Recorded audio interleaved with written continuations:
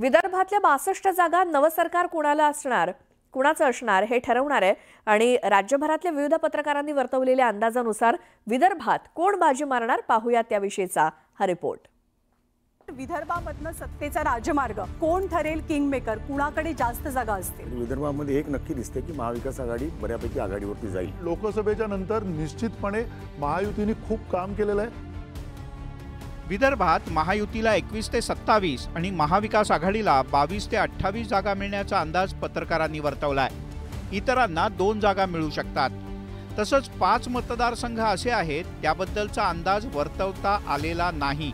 तिथे अतिशय अटीतटीची लढत असेल। नव्या सरकारच्या सत्तेच्या समीकरणात विदर्भातील 62 जागा महत्त्वाच्या ठरणार आहेत। विदर्भातील कोणते मतदारसंघ कोणत्या नेत्यांना अनुकूल आहेत आणि कुणाला प्रतिकूल याबद्दल पत्रकारांनी स्पष्टपणे मतं मांडली।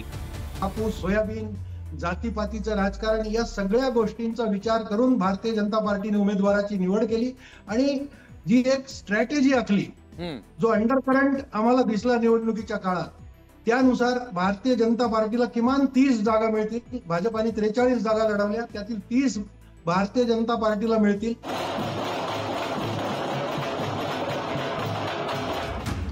जून महिन्यात लोकसभा निवडणुकीचा निकाल लागला।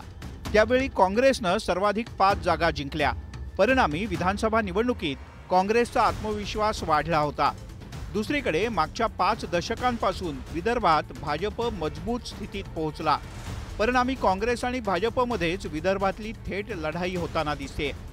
विदर्भात एकूण 62 मतदारसंघांपैकी तब्बल 36 मतदारसंघात काँग्रेस आणि भाजपात थेट लढत झाली। विदर्भात महायुती आणि महाविकास आघाडीच्या नेत्यांनी जोरदार सभा घेतल्या। या सगळ्या सभा विदर्भातल्या अनुभवी पत्रकारांनी कव्हर केल्या। वेगवेगळ्या बातम्यांच्या माध्यमातून पत्रकारांनी सामान्य नागरिक आणि मतदारांच्या सोबत अनेकदा संवाद साधला। परिणामी विदर्भात कोणते मुद्दे प्रभावी ठरणार हे आता स्पष्ट झालंय। यातून पत्रकारांनी वारं कोणत्या दिशेनं वाहतंय याचा अंदाज वर्तवलाय। महाविकास आघाडीच्या बाजूने विदर्भातला मतदार पूर्णपणे झुकलेला दिसला। यावेळी तो ट्रेंड कायम आहे, परंतु जो लोकसभेला अपेक्षित होता त्या तुलनेत यावेळेला थोडासा खाली आलाय ग्राफ मतदारांचा। युतीची परफॉर्मन्स, युतीचा जो आहे महायुतीचा, तो थोडा सुधारलाय। साधारणतः 62 जागा ज्या विदर्भामध्ये आहेत विधानसभेच्या, त्यापैकी आता असं दिसतंय की किमान महायुतीला एक 25 ते 28 जागा मिळतील। महायुती आणि महाविकास आघाडीत काटेकी टक्कर असल्याचं या आकडेवारीवरून स्पष्ट होतंय।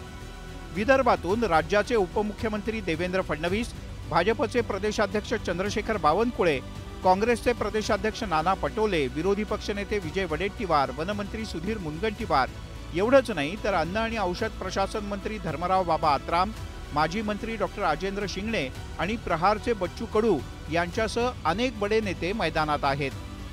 विदर्भ हा एक हाती एक सगळा निकाल देताना आपण बघितलेला आहे। विदर्भामध्ये बायनरी असल्यासारखं, म्हणजे दुतर्फाच जो लढती होत्या, ज्या लढती होत्या त्या काँग्रेस आणि भाजप हीच महत्त्वाची लढत होती तिकडे। जशी इतरत्र जी लढत आपल्याला दिसते महाराष्ट्रात, मराठवाडा असेल, पश्चिम महाराष्ट्र असेल, उत्तर महाराष्ट्र असेल, या तिकडे तिरंगी चौरंगी पण लढती आहेत काही ठिकाणी, पण विदर्भामध्ये दुरंगी लढती जास्ती आहेत। त्यामुळे तो जो तिथला निकाल असणार आहे तो सत्तेची दारं उघडणार आहे, याच्यामध्ये काही शंका नाही।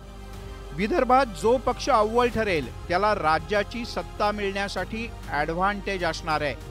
मात्र विदर्भात महायुती आणि महाविकास आघाडी यांच्यामध्ये फारसा फरक असणार नाही असं न्यूज 18 लोकमतच्या पोल पत्रकारांचा या कार्यक्रमातून पुढे आलंय। Bureau report, news 18 Lokmat.